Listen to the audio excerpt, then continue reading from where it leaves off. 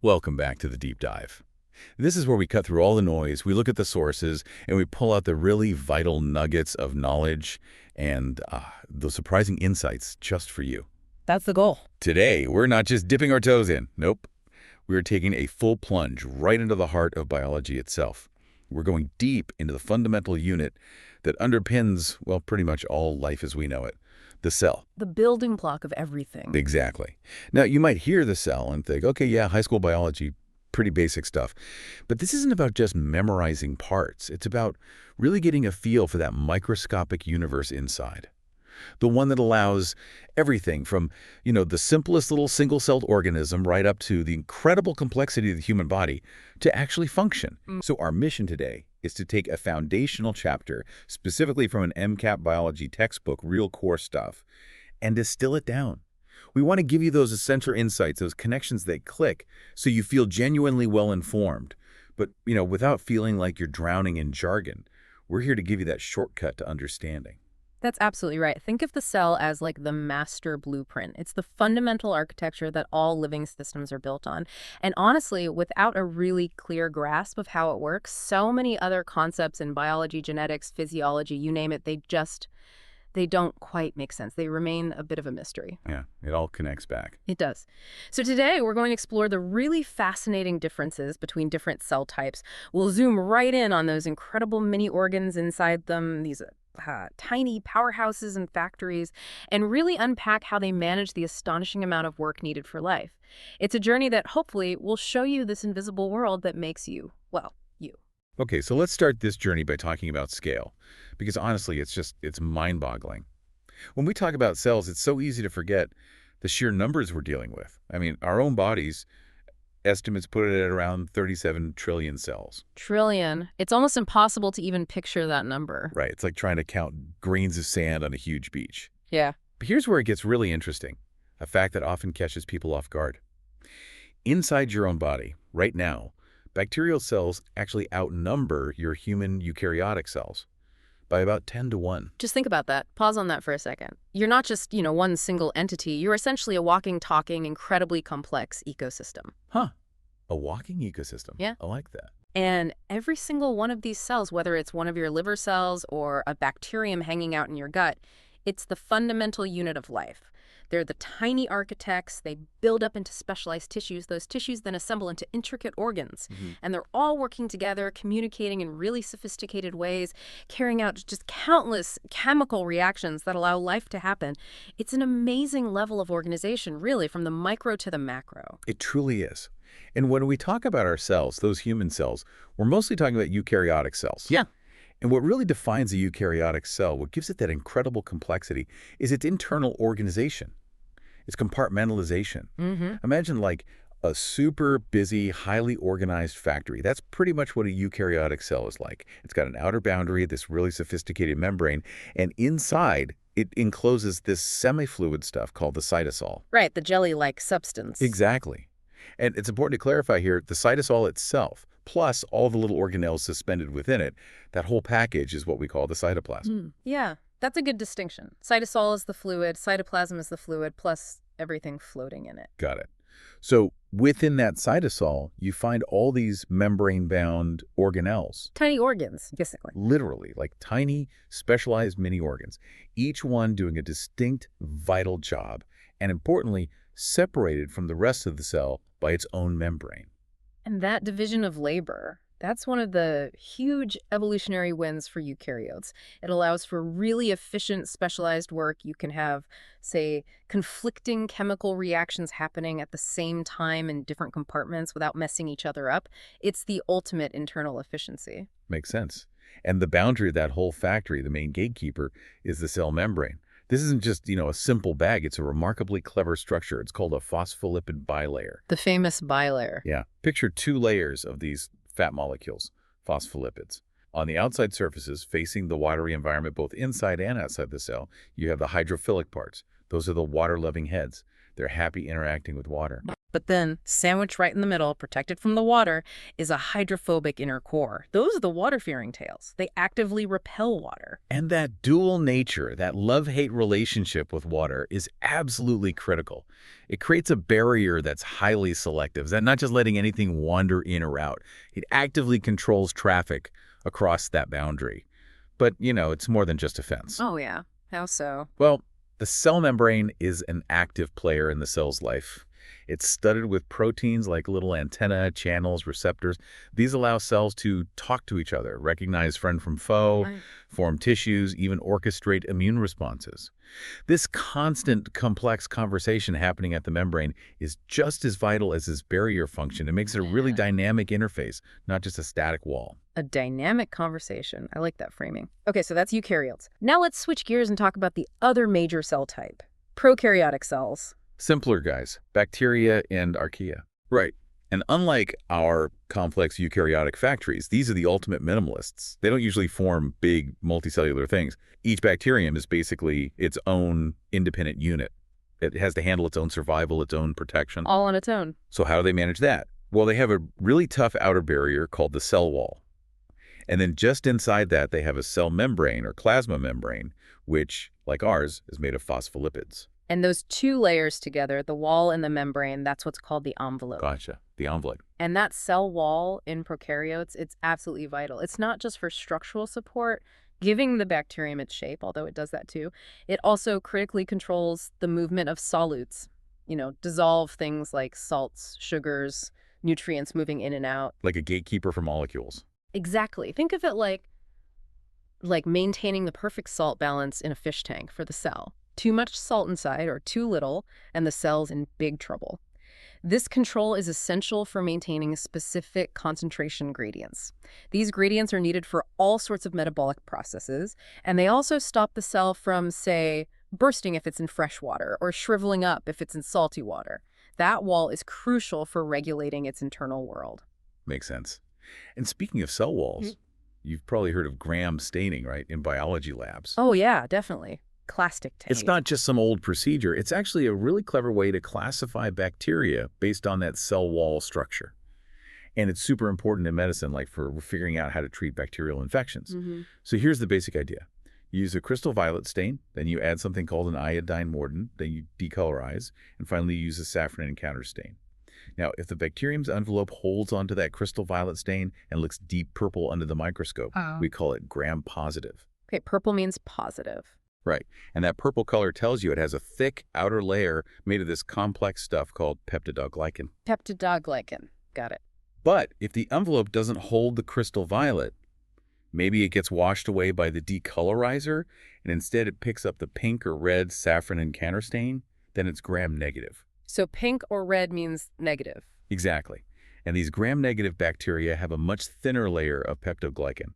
But, and this is key, that thin layer is sandwiched between the inner cell membrane and an additional outer membrane. Ah, so they have an extra outer layer. Yes. And that outer membrane is what stops the crystal violet complex from getting trapped in the peptidoglycan layer. That makes sense. And, this simple test, it's more than just colors. It actually reflects a kind of ancient evolutionary arms race. How so? Well, gram-positive bacteria, with that thick, accessible peptidoglycan layer, they were often easier targets for early antibiotics, like penicillin, which attacks peptidoglycan synthesis.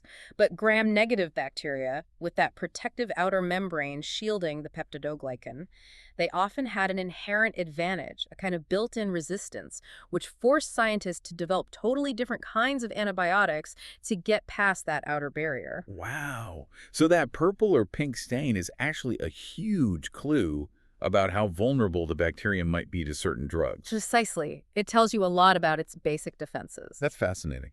Okay, so beyond the cell wall differences revealed by gram staining, bacteria also get classified by their basic shape. It's pretty straightforward, but again, it's a quick visual cue. And morphology. If they're spherical, like little balls, they're called coochie, think berries. Coochie. If they're rod-shaped, like tiny little hot dogs or pills, they're known as bacilli. Bacilli. Got it. And if they're spiral-shaped, kind of like corkscrews, they're spirilli. Spirally. Easy enough. Coochie, bacilli, spirally. Yep. Those shapes, plus the gram stain result, give scientists a really good starting point for identifying what kind of bacteria they're dealing with. And besides shape and wall structure, bacteria also vary hugely in their metabolic processes, especially how they deal with oxygen. This is another really important way we classify them, and it dictates where they can live and how they make energy. Right, their oxygen needs. Exactly. So you have obligate aerobes. These guys absolutely must have oxygen for their metabolism. They literally can't live without it. Think about bacteria living on your skin exposed to air. Okay, need oxygen. And the opposite. Yep. Obligate anaerobes. For them, oxygen is basically poison. It's toxic. They can only perform anaerobic metabolism, meaning metabolism without oxygen. These are the types you'd find deep in the mud or in parts of the human gut where there's very little oxygen. Makes sense. But I remember there being some that can kind of switch. Ah, yes, the flexible ones. Those are the facultative anaerobes. These are incredibly adaptable. They can survive and grow perfectly well with or without oxygen. They just toggle their metabolic pathways depending on what's available. It's like having two different engines they can use. That's pretty neat. It is. And then there's one more category. Aerotolerant anaerobes. These guys are technically anaerobic. They can't use oxygen for metabolism. But unlike the obligate anaerobes, they aren't poisoned by it. They can tolerate oxygen's presence just fine and survive in oxygen-rich places. Huh. So they don't use it, but it doesn't kill me. Exactly. It just highlights the incredible metabolic diversity and ingenuity in the microbial world. It lets them live pretty much everywhere. It really is astonishing how adaptable they are. And maybe we should quickly mention a couple of other key differences in prokaryotes, Good idea. like the electron transport chain, that big energy-producing process. In prokaryotes, it happens right there on the cell membrane. They Right. don't have mitochondria, so they use their main membrane for it. Right. A clever workaround since they lack those internal membrane-bound organelles that eukaryotes have. And their ribosomes, the protein factories, they're structurally different too. They're smaller, often described by their sedimentation coefficients, 30S and 50S subunits. Compared to the larger eukaryotic ribosomes, which are 40S and 60S subunits. And that difference, that size difference, is actually really important medically, isn't it? Absolutely brilliant point, yes. That size and structural difference is precisely why many of our best antibiotics work. They can be designed to specifically target and bind to the bacterial 30S or 50S ribosomal subunits, basically gumming up their protein production machinery. Huh. But because human ribosomes have those different 40S and 60S subunits, the antibiotic doesn't bind effectively to our ribosomes. It leaves our protein synthesis alone. So it's a targeted strike, killing the bacteria without harming our own cells too much. Exactly. It relies entirely on exploiting that fundamental difference in cellular machinery. That's a perfect example of why knowing this stuff matters. Yeah. Okay, one last thing on prokaryotes. Movement. Many bacteria have these amazing whip-like tails called flagella. The propellers. Yeah. And they're not simple tails. They have this really complex structure, kind of like a tiny outboard motor. There's a long filament made of a protein called flagellin. Then there's a basal body that anchors it in the cell envelope and acts as the motor, causing rotation. And connecting those two is a flexible hook. It's a sophisticated little machine. Totally. And this whole setup generates propulsion, letting the bacterium swim around. And they don't just swim randomly. They can move towards things they like food, or away from things they don't, like toxins. Right. That directed movement is called chemotaxis, moving in response to chemical signals. It's like a microscopic guidance system. A tiny GPS for a single cell. Amazing. Okay, so we've seen the elegant simplicity, the minimalist power of prokaryotes. Now let's dive back deeper into those complex eukaryotic cells, our cells, and their really intricate internal machinery. As we said, all those amazing organelles are floating around, suspended in that semi-fluid cytosol, which acts like a cellular soup, a highway system, letting molecules move around. And it's where a lot of metabolic reactions actually happen. Right. And the command center, the absolute control center of the eukaryotic cell, has to be the nucleus. The brain of the operation. Pretty much. Think of it as the cell's brain and its most secure vault, because that's where it keeps its most precious cargo. The genetic material, the DNA, the cell's entire instruction manual. And it's well protected. Very well protected. By a double membrane called the nuclear envelope. And this envelope isn't solid. It's dotted with thousands of tiny gateways called nuclear pores. Which aren't just holes, right? They're regulated. Exactly. Highly regulated channels. They control precisely what gets in and out, things like RNA needing to get out to the cytoplasm, proteins needed inside the nucleus having to get in, essential communication and transport control. And inside that nucleus, the DNA isn't just a tangled mess, is it? It's highly organized. Oh, absolutely. It's meticulously packaged. The long DNA strands are wound around these school-like proteins called histones. This DNA protein complex is called chromatin. Like thread on spools. Kinda, yeah. And usually, chromatin is relatively loose, so the cell can access the genes. But when the cell gets ready to divide, this chromatin condenses massively into the distinct X-shaped structures we recognize as chromosomes. And that condensation is vital for making sure each daughter cell gets a perfect copy of the genome during division, prevents a total mess. Precisely. And nestled within the nucleus, you often find a dense spot called the nucleolus. Any idea what happens there? That's the ribosome factory, isn't it? Where ribosomal RNA is made. Exactly. Its primary job, absolutely indispensable, is synthesizing ribosomal RNA, rRNA. And rRNA is a fundamental building block of ribosomes, those protein-making machines we talked about earlier. Got it. Nucleus. DNA storage, control, ribosome, subunit production. Perfect summary. Okay, from the control center, let's go to the powerhouse, the mitochondria.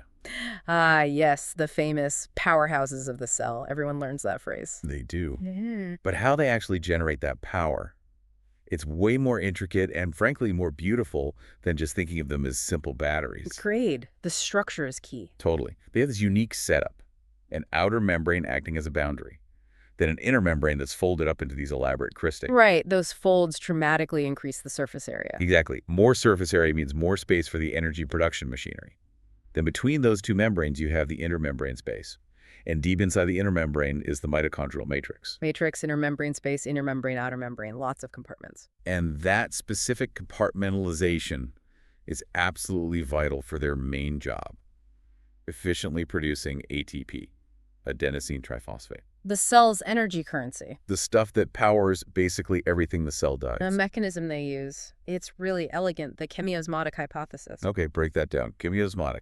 Sounds complex. It sounds it, but the concept is quite neat. Think of the mitochondrion like a hydroelectric dam. Okay, I can picture that. The electron transport chain, ETC, which is a series of protein complexes embedded in that folded inner mitochondrial membrane, acts like a pump. As electrons get passed down this chain, energy released from breaking down food, these proteins use that energy to pump protons, just hydrogen ions, H+, out of the matrix and into the intermembrane space. Okay, so pumping protons into that space between the membranes, like pumping water uphill behind the dam. Exactly like that. You build up a high concentration of protons in the intermembrane space. This creates a steep electrochemical gradient, a difference in charge and concentration across the inner membrane. It's stored potential energy, like the water held back by the dam. Okay, so you've got this buildup of proton pressure in the intermembrane space. What happens next? Then another amazing protein complex embedded in that inner membrane comes into play, ATP synthase. This thing acts like a molecular turbine in the dam. It's a turbine. Yeah. The protons, driven by that steep gradient, want to flow back down into the mitochondrial matrix where their concentration is lower. And the only way back is through this ATP synthase channel. As the protons rush back through ATP synthase, they literally cause part of the enzyme to spin, like water turning a turbine. Wow, it actually spins. It actually spins. And this mechanical spinning motion is directly coupled to the chemical reaction of sticking a phosphate group onto ADP, adenosine diphosphate, to make ATP. So the flow of protons powers the spinning, and the spinning makes ATP. You got it. That carefully established proton gradient is the direct energy source driving ATP synthesis. It's this beautiful conversion of electrochemical potential energy into the chemical energy stored in ATP. Pure biological engineering. That is genuinely cool. Okay, moving on. What about the lysosomes? Ah, the demolition crew. I think of lysosomes as the cell's dedicated recycling centers and waste disposal units. Okay. They're basically little membrane-bound sacs filled with powerful hydrolytic enzymes that break things down using water. What kind of things do they break down? All sorts. Anything the cell might have ingested from the outside via endocytosis. Also, old, worn-out organelles within the cell itself or other cellular waste products. They keep the cell tidy and functioning well. But those enzymes sound dangerous if they get out. Exactly. That's the critical point. The lysosomal membrane keeps those digestive enzymes safely contained. If that membrane breaks, or if the enzymes are released inappropriately, maybe due to cell damage or some disease, they can actually start digesting the cell itself from the inside out. That process is called autolysis. Oof. Self-digestion. So, a tightly controlled cleanup crew. Very tightly controlled. Okay, next big player, the endoplasmic reticulum, or ER. The ER. That sounds familiar. It's this incredibly vast network of interconnected membranes, Latin sacs called cisternae, tubules. It's like a sprawling factory floor within the cell. And interestingly, it's actually physically connected to the outer membrane of the nuclear envelope. Wow, so it's linked to the nucleus. Directly continuous in places, yeah. And there are two distinct types or regions of ER, each with different jobs. The rough ER, RER, and the smooth ER, SCR. Rough and smooth. Why the different names? The RER gets its name because its outer surface looks rough under an electron microscope, and that roughness comes from tons of tiny granules stuck to it. Those granules are ribosomes. Ah, the protein factories again. Exactly. So the RER, studded with ribosomes, is heavily involved in translation-making proteins, specifically proteins that are destined either to be secreted out of the cell or to be embedded into the cell's membranes, like the cell membrane or organelle membranes, or to end up inside certain organelles, like lysosomes. So it's making proteins for export or for specific locations. Precisely. It's where many of the cell's key components and outgoing signals get their start. Okay, so what about the smooth ER? No ribosomes. Correct. The smooth ER, SER, lacks ribosomes, so its surface looks smooth. And its functions are quite different, but equally vital. It's a major site for lipid synthesis, making things like phospholipids for new membranes or steroid hormones. Okay, fats and steroids. What else? Detoxification. The SCR plays a huge role in breaking down drugs, poisons, and metabolic waste products. Liver cells, which are detoxification powerhouses, are packed with smooth ER. Ah, that makes sense for the liver. It also acts as a storage depot for calcium ions, Ca2+. Storing and releasing calcium is critical for tons of cellular signaling processes, like muscle contraction, for example. So lipid synthesis, detox, calcium storage, busy place. Very busy. Okay, from the ER factory floor, let's go to the shipping department. The Golgi apparatus, sometimes called the Golgi complex or Golgi body. The post office, maybe. That's a great analogy. The Golgi is like the cell's sophisticated post office or packaging center. It looks like a stack of flattened, membrane-bound sacs called cisternae, often curved. What does it do? Its main job is to receive proteins and lipids that were synthesized in the ER. It then modifies them further, maybe adding sugar chains, glycosylation, or folding them properly. Then it salts these molecules and packages them into little membrane-bound bubbles called vesicles. Like putting things in boxes. Exactly, and it labels those boxes, directing the vesicles to their specific final destinations. That could be elsewhere within the cell, like the lysosome or cell membrane, or it could be for secretion outside the cell entirely. It ensures everything gets where it needs to go in the right condition. Modification, sorting, packaging, shipping. Got it. What about peroxisomes? They sound intense. They are, in a way. They're another essential cleanup and metabolic crew. Small membrane-bound organelles. Their claim to fame is that they contain enzymes that produce hydrogen peroxide, H2O2, as a byproduct of certain reactions. Hydrogen peroxide, like the stuff you put on cuts, that stuff is pretty reactive. Extremely reactive. Yeah. And potentially damaging. But peroxisomes also contain enzymes like catalase that can quickly break down that hydrogen peroxide into harmless water and oxygen. So they're like tiny contained chemical reaction chambers that can handle dangerous chemistry safely. Okay, so what kind of dangerous chemistry are they doing? Several important things. They're crucial for breaking down very long-chain fatty acids through a process called Vogt oxidation. These extra-long fats need peroxisomal processing before the mitochondria can handle them. They also play a role in synthesizing certain types of phospholipids, especially those needed for nerve cell insulation.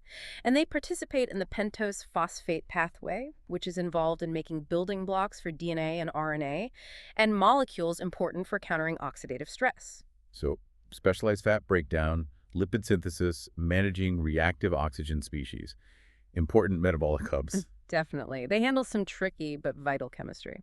Okay, last major component of the internal machinery, the cytoskeleton. The cell skeleton sounds like it just provides structure. It definitely does that. It provides crucial structural support, giving the cell rigidity, helping it maintain its shape, especially against physical stress. But it's so much more than just a passive scaffold. Oh. It's incredibly dynamic. It's like an intricate network of protein cables and girders, but it's constantly being assembled, disassembled, and rearranged. And critically, it acts as a transport system. It forms tracks like intracellular highways or railway lines, along which vesicles, organelles, even chromosomes can be moved around the cell precisely. Wow, so structure and transport, what's it made of? It's made of three main types of protein filaments. First, you have microfilaments. These are the thinnest ones, and they're primarily made of a protein called actin. Actin. Okay, what do microfilaments do? Lots of things. They provide structural support, particularly just beneath the cell membrane, helping maintain cell shape and resist tension. They're famous for their role in muscle contraction, where they interact with another protein called myosin to generate force. And during cell division, mitosis, actin microfilaments form the cleavage furrow, that ring that pinches the dividing cell into two daughter cells. Okay, actin microfilaments. Yeah. Shape, muscle, cell division. Got it. What's next? Next up are microtubules. These are thicker, hollow tubes made of a protein called tubulin. Tubulin microtubules, the railway tracks. Exactly. They act as the main tracks for intracellular transport. Specialized motor proteins like kinesin and dynon literally walk along these microtubule tracks, carrying cargo like vesicles or organelles from one part of the cell to another. It's incredibly directed movement. Like tiny delivery trucks on a highway system. Perfect analogy. Microtubules are also the core structural components of cilia and flagella, those hair-like or whip-like appendages used for cell movement or moving fluid across surfaces. They have that characteristic 9+2 arrangement of microtubules inside.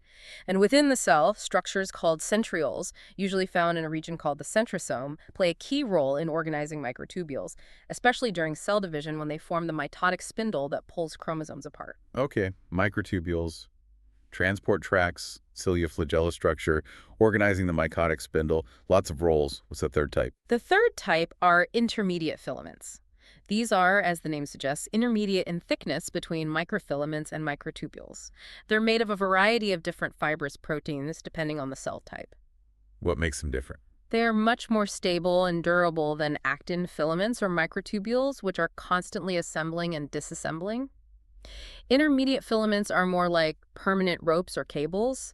Their main job is providing tensile strength and resilience, helping the cell withstand mechanical stress. So they're really about toughness and structure. Primarily, yes. Yeah. They play a big role in cell adhesion, helping to anchor junctions that hold cells together in tissues.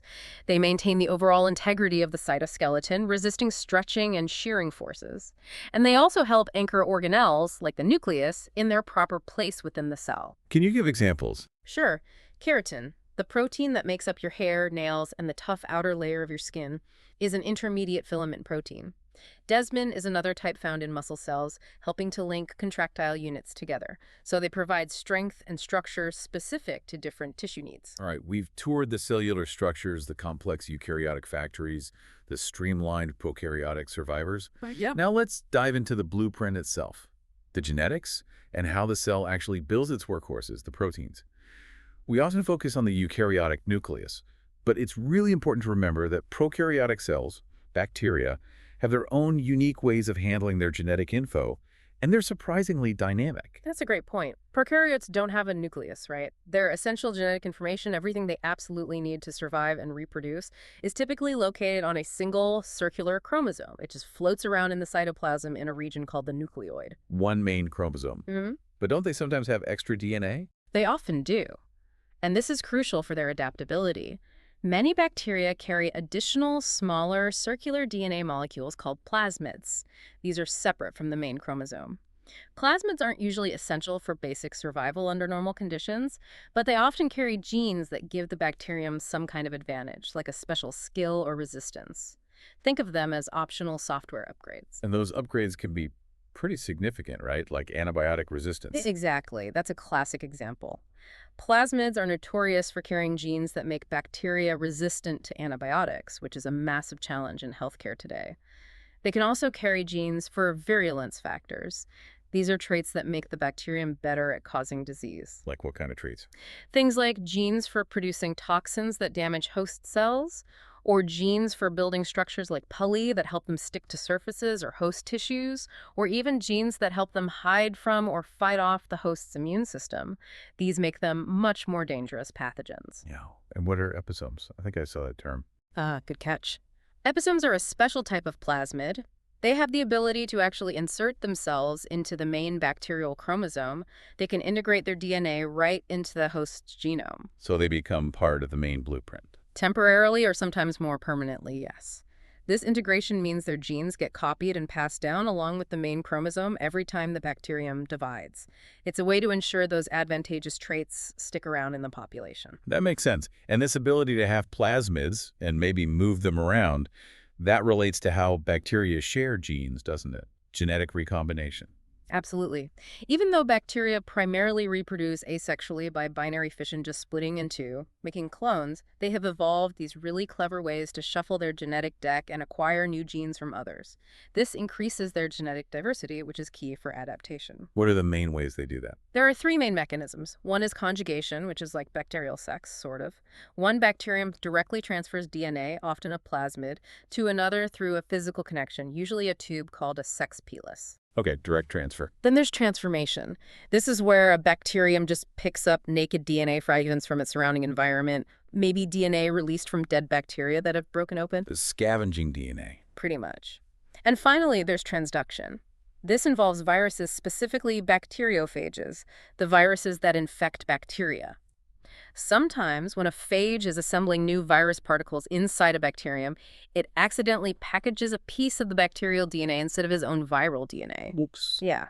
Then, when that faulty phage infects a new bacterium, it injects the piece of DNA from the previous bacterial host.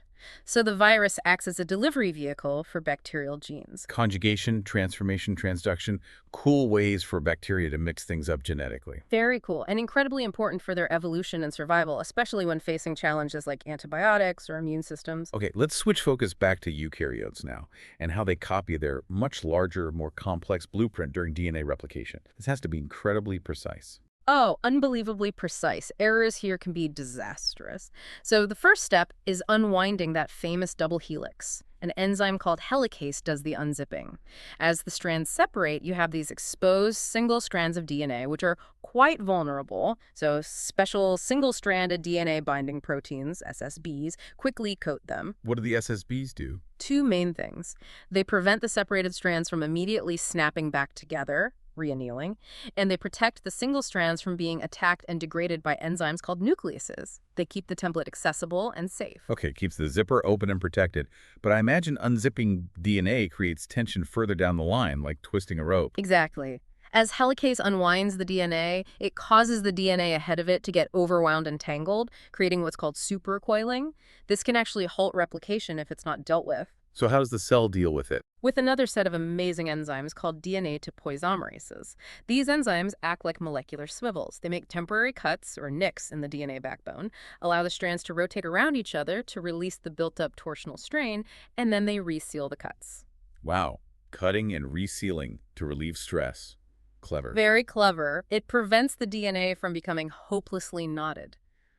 Okay, so the DNA is unwound, stabilized, and relaxed. Now we need to start copying. And this is where the primers come in, right? The DNA building enzymes can't just start from nothing. Correct. The main DNA building enzymes, DNA polymerases, need an existing 3-foot hydroxyl group, basically, the end of a nucleotide chain to add on to.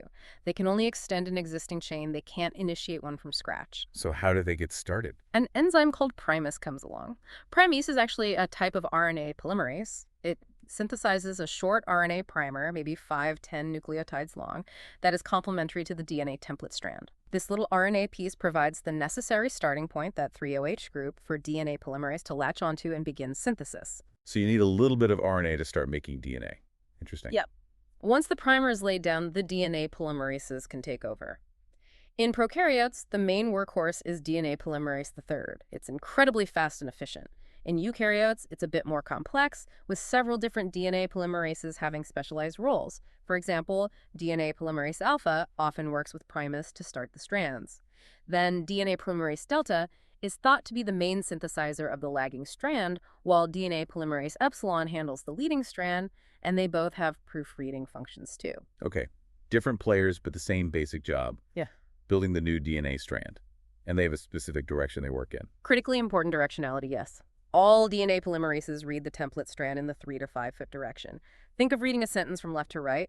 And as they read the template 3 to 5 fits, they synthesize the new complementary strand in the 5'3" direction. They add new nucleotides only to the 3' end of the growing strand. Reading 3 to 5 fit, building 5 to 3 fits, always. Okay. This strict 5 to 3 synthesis direction has a major consequence because the two strands of the original DNA helix run in opposite directions. They are anti-parallel. So when you unzip it, one template strand runs one way and the other runs the opposite way. Exactly. So as the replication fork, the unzipping point, moves along, one template strand, the one running 3' to 5' relative to the fork movement, can be copied continuously. The DNA polymerase can just chug along in the 5 to 3' direction, following right behind the helicase. This continuously synthesized strand is called the leading strand. It only needs one initial primer. Okay, leading strand. Smooth sailing. What about the other one? The other template strand runs 5 to 3' relative to the fork movement. Since the DNA polymerase can only synthesize 5 to 3', it has to build a new strand going away from the replication fork. So it has to keep starting over as more template gets exposed. Precisely. It has to wait for a stretch of template to be unwound, then Primus lays down an RNA primer, and DNA polymerase synthesizes a short chunk backwards, away from the fork, until it hits the previous primer. This strand is synthesized discontinuously in these short pieces. This is the lagging strand. And those short pieces have a name, right? Oh, they do. They're called Okazaki fragments, named after the scientists who discovered them. The lagging strand needs many RNA primers, one for each Okazaki fragment. Later, enzymes have to come in, remove all those RNA primers, replace them with DNA, and then another enzyme, DNA ligase, has to stitch all the fragments together into a continuous strand. Wow. Leading strand is easy, lagging strand is this complex piecework, Yep. all because of that 5 to 3 foot rule. Exactly. A beautiful, if somewhat complicated, solution to a fundamental biochemical constraint. Okay, so that's how we copy the DNA blueprint. Now, how do we actually use that blueprint to build the proteins that do all the work? Yeah. That's translation, right? Yes, translation. Going from the language of nucleic acids, mRNA, to the language of amino acids, protein. This happens primarily at the ribosomes, and it occurs in three main stages: initiation, elongation, and termination. Initiation first, getting started. How does the ribosome know where to begin on the mRNA message? Good question. It needs to find the starting signal. In prokaryotes, the small 30S ribosomal subunit binds to a specific sequence on the mRNA called the Shine-Dalgarno sequence. The sequence is typically located just upstream of the actual start codon, usually AUG.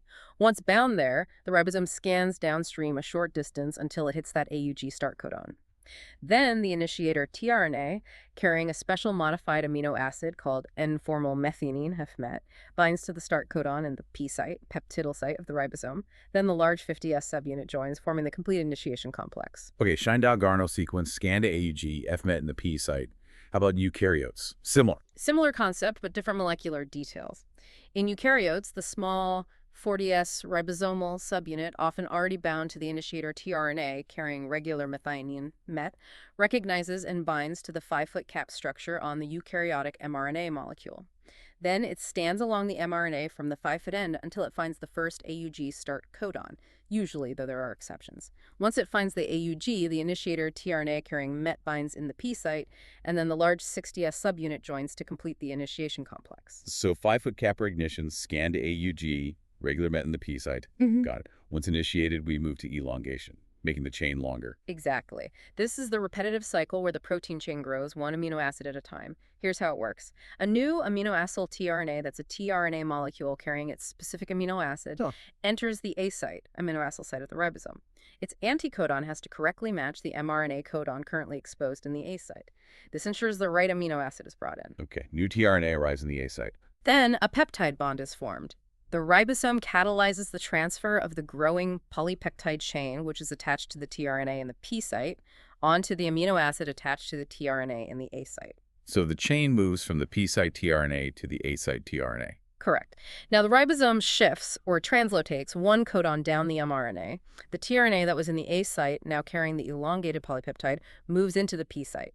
The tRNA that was in the P site, which is now empty, having given up its amino acid chain, moves briefly into the E site, exit site, and then it gets released from the ribosome. A siter's P site I is E site and out, and the A site is now empty again. Exactly. The A site is now empty, exposing the next mRNA codon, ready for a new amino acyl tRNA to come in and repeat the whole cycle. Add amino acid, form peptide bond, shift. over and over again building the protein chain link by link until termination. This happens when one of three specific stop codons, UAA, UAG, or UGO, enters the A site. There are no tRNA molecules with anticodons that recognize these stop codons. so nothing binds. Instead of a tRNA, a protein called a release factor binds to the stop codon in the A site. This binding triggers the ribosome to add a water molecule to the end of the polypeptide chain instead of another amino acid. Adding water, what does that do? That hydrolysis reaction breaks the covalent bond linking the completed polypeptide chain to the tRNA in the P site. The polypeptide is released from the ribosome, floating off into the cytoplasm, or into the ER lumen if it was being translated there. And the ribosome. The ribosome complex then falls apart the subunits separate from the mRNA and each other, ready to start translation on another message. Initiation, elongation, termination. Makes sense. But is the protein finished then, just because it's released? Often, no. For many proteins, translation is just the beginning. They need to undergo post-translational modifications to become fully functional. What kind of modification? All sorts. A big one is proper folding. The linear chain of amino acids needs to fold into its specific, complex, three-dimensional shape to work correctly. This often happens spontaneously, but sometimes it needs help from other proteins called chaperones, which act like folding guides or assistants, preventing misfolding or aggregation. Okay, folding. What else? Sometimes multiple separate polypeptide chains, synthesized individually, need to come together and assemble into a larger functional complex. This is called forming the quaternary structure. Hemoglobin, for example, is made of 4 polypeptide chains. Also, parts of the initial polypeptide might need to be cleaved or cut off. Sometimes there's a pre-sequence or a pro-sequence that needs removing, or specific signal sequences that directed the protein to a certain location, like the ER, are clipped off once it arrives. So trimming the protein. Yep. And then there's the covalent addition of various chemical groups or molecules. This is huge. Things like phosphorylation, adding phosphate groups, which often acts like an on-off switch for protein activity. Or glycosylation, adding sugar chains, important for proteins on the cell surface or secreted proteins. Or adding lipid groups, prenylation, to help anchor proteins to membranes. Wow, lots of potential tweaks after it's made. Absolutely. These modifications are critical for regulating protein activity, stability, location, and interactions with other molecules. It's a whole extra layer of complexity ensuring proteins do the right job at the right time in the right place. So as we start to wrap up our main tour of the cell itself, it feels important to zoom out just a bit and talk about some other players that interact really closely with cells. But Yeah. well, they exist in this weird gray area.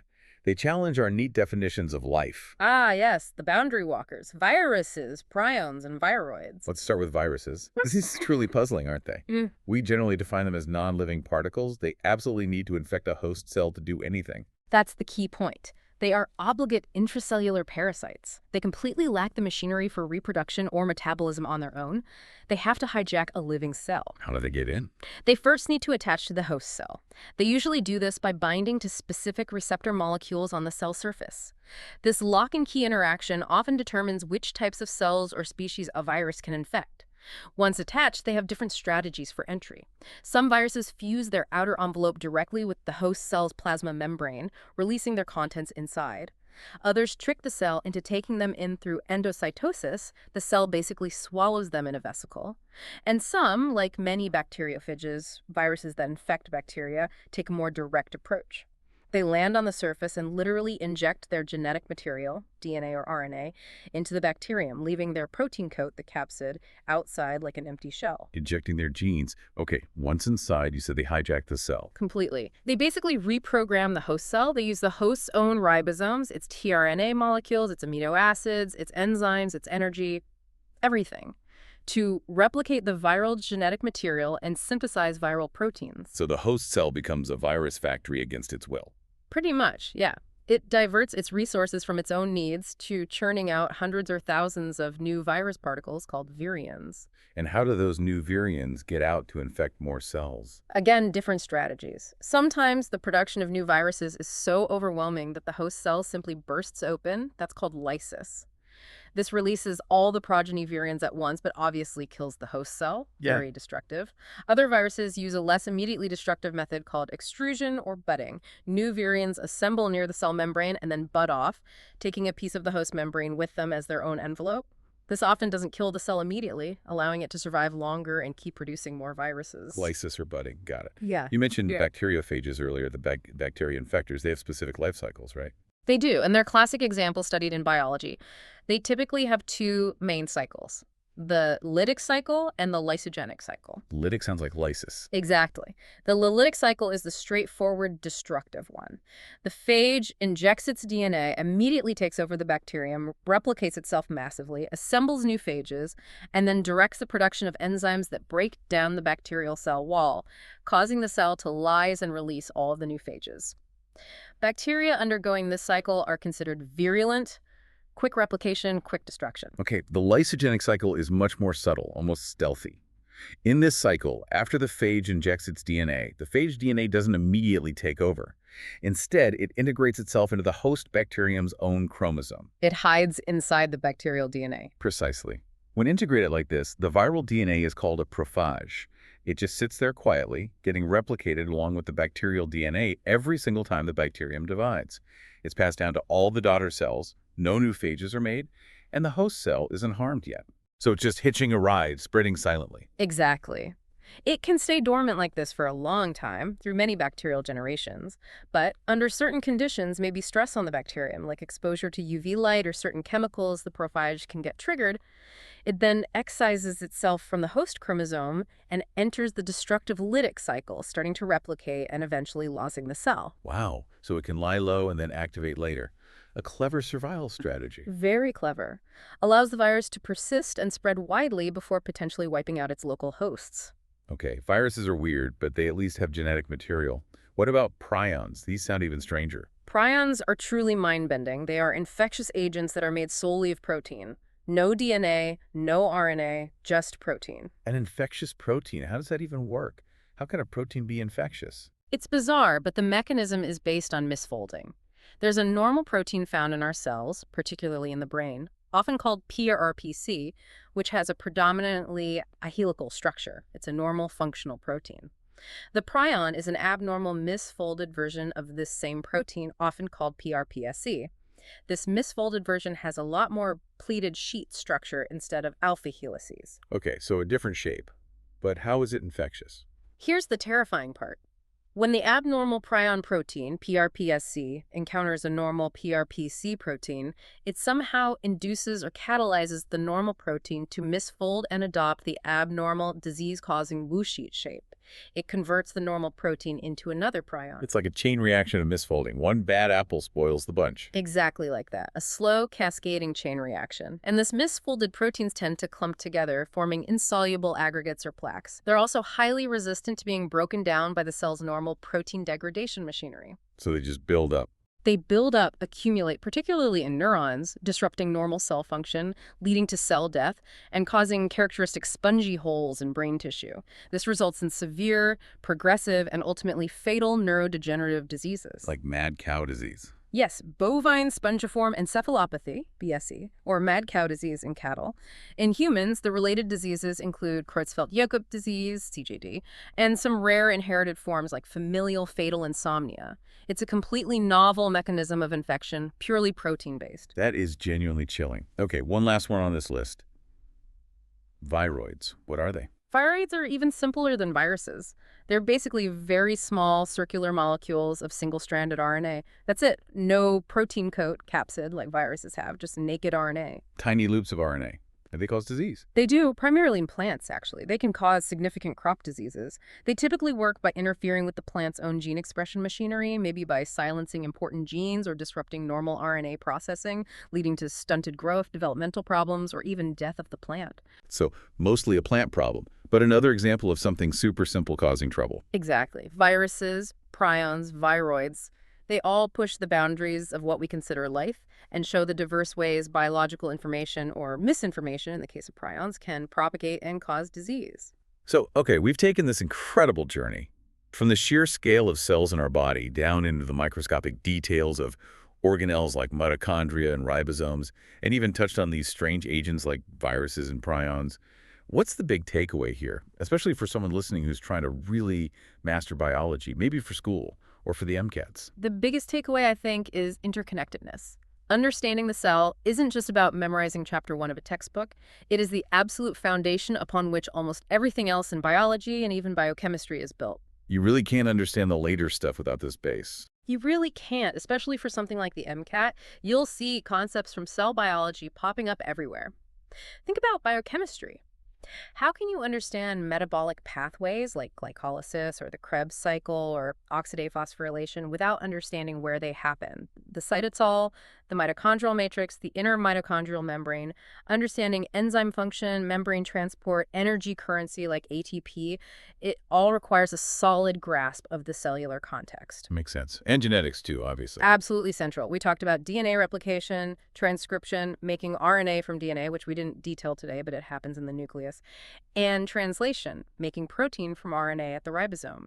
These are core genetic processes happening within the cell. But it goes deeper, understanding how genes are regulated, turned on and off within different cell types, how mutations in DNA affect the proteins produced and thus cellular function, how chromosomes are segregated during meiosis to create sperm and eggs. It's all fundamentally cellular biology underpinning genetics and inheritance. Right. And then that scales up to the whole organism level in physiology. Exactly. How do individual cells, through processes of differentiation, organize themselves into specialized tissues like muscle tissue made of contracting cells, or nervous tissue made of signal-transmitting neurons, or epithelial tissue forming linings? And how do these tissues then cooperate to form complex organs like the heart, the lungs, the brain? Understanding the properties and interactions of the individual cells is key to understanding the function of the whole organ system. So, like, understanding how a neuron cell membrane works is key to understanding nerve impulses. Precisely.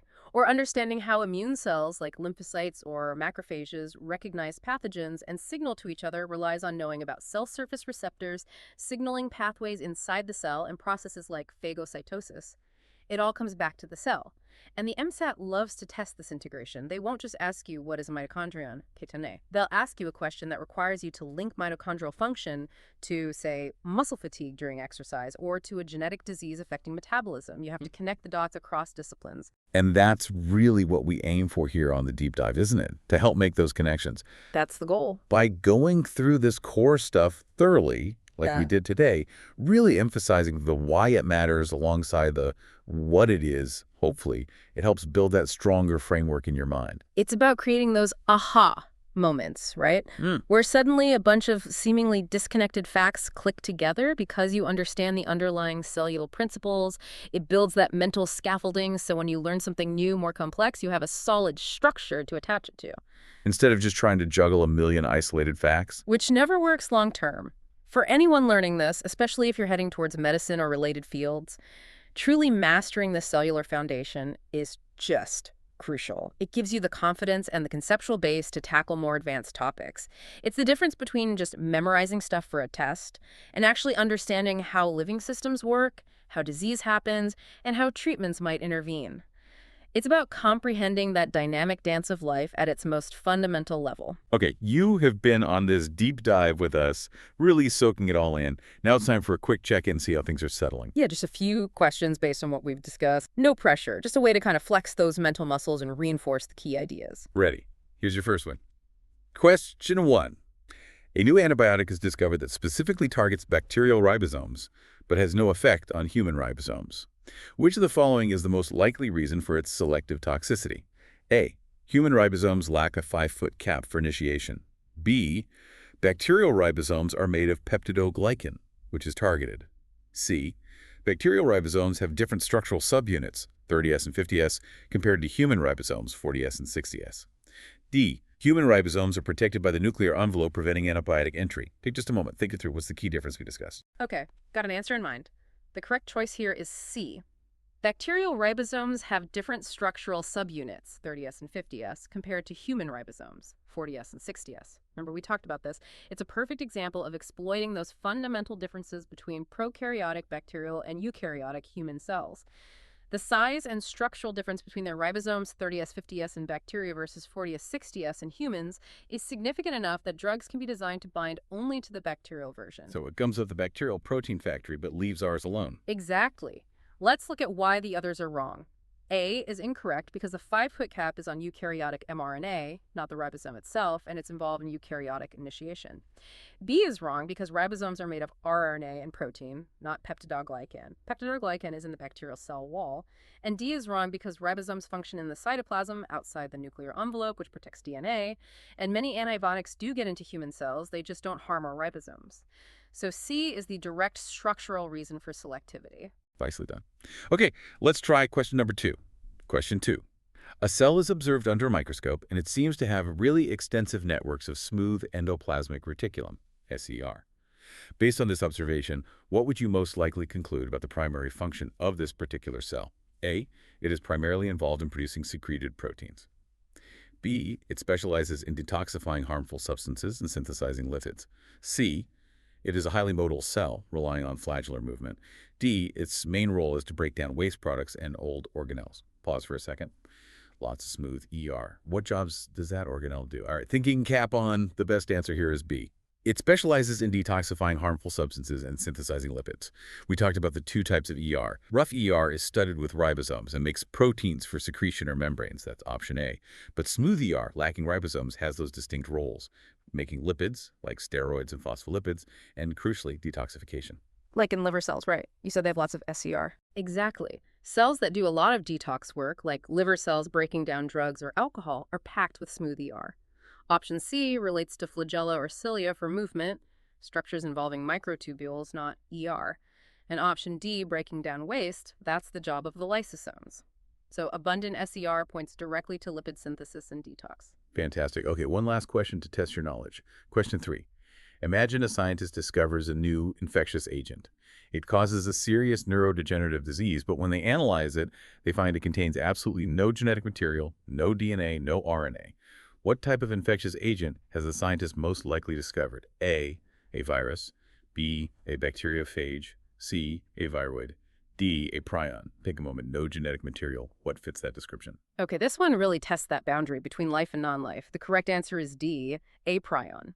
This goes straight to that weirdest category we discussed. Prions are unique because they are infectious proteins. They cause disease simply by misfolding and inducing other normal proteins to misfold, leading to aggregation and damage, especially in the brain. They contain no genetic material. Right, just the protein itself is the infectious part. Exactly. Let's look at the others. Viruses, A, and bacteriophages, B, which are a type of virus, absolutely contain genetic material, either DNA or RNA, enclosed in a protein coat. Viroids C are also infectious agents, but they consist of a small loop of RNA, so they do have genetic material, just no protein coat. Only prions fit the description of being infectious without any DNA or RNA. And that wraps up our knowledge check. Hopefully thinking through those helps solidify some of the really important concepts from our dive today. And really, that brings us to the end of this pretty extensive deep dive into the cell. We've gone from the almost unimaginable numbers that make us up right down into the nitty-gritty of how organelles work, looked at different cell types, and even explored those strange borderline entities like viruses and prions. Yeah, from the 37 trillion cells in your body to the precise dance of ATP synthase spinning in a mitochondrion or a ribosome translating mRNA. It really hammers home that life, at its core, is just astonishingly complex, incredibly organized, and remarkably self-sufficient, at least at the cellular level. It really is. Yeah. So maybe here's a final thought for you, the listener, to kind of chew on as you go about your day. Considering that incredible complexity, that self-sufficiency, that adaptability packed into even the simplest single bacterial cell, what might that tell us about the fundamental properties that really define life itself? What is the essence of being alive? And then thinking about viruses, prions, and viroids, given how they operate, their dependence on hosts, their lack of metabolism or independent replication, where do they really fit? Do they challenge our traditional definitions of life? Do they force us to maybe rethink the boundaries? That's a great question to ponder. It's not just philosophical either. These aren't just academic debates. How we define life influences practical things, like how we search for life on other planets, or even how we categorize and try to combat disease-causing agents right here on Earth. It pushes the edges of our understanding. Absolutely. Well, thanks for joining us on this exploration today. My pleasure. It was fun diving deep. Until next time on The Deep Dive, keep exploring, keep asking those questions, and keep learning.